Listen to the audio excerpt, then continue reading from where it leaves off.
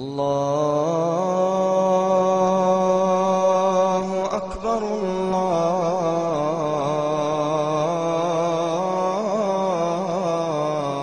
الله أكبر. Comme chaque semaine, des jeunes gens viennent ici se convertir, une vingtaine par mois en moyenne. C'est le cas de cette jeune femme en voile gris.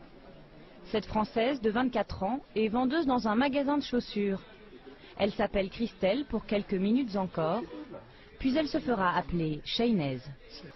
Ces femmes voilées ne sont pas toutes des musulmanes d'origine.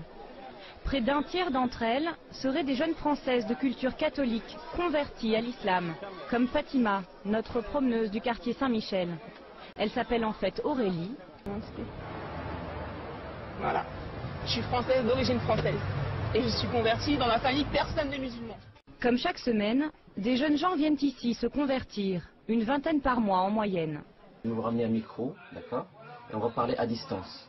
D'accord. Ok? Dans l'islam, la conversion ne prend pas plus d'une minute.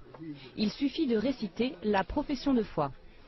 Ashhadu Ashhadu alla Allah ilaha ilaha illallah illallah wa ashhadu ashhadu anna anna Muhammadan Muhammadan Rasulullah.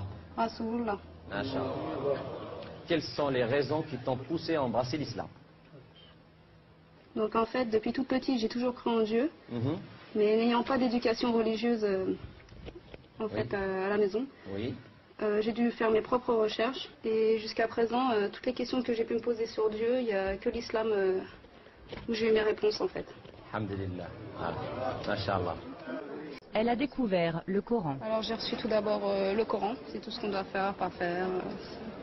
Tout est écrit dedans en fait. Vous l'avez déjà lu? Oui, 3 fois. Oui.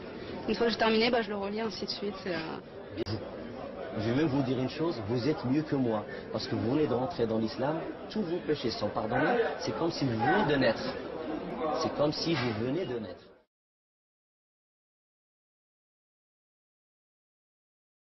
Aurélie, cette jeune Française de 20 ans. Aurélie semble heureuse. Il faut dire qu'elle a choisi ce mode de vie.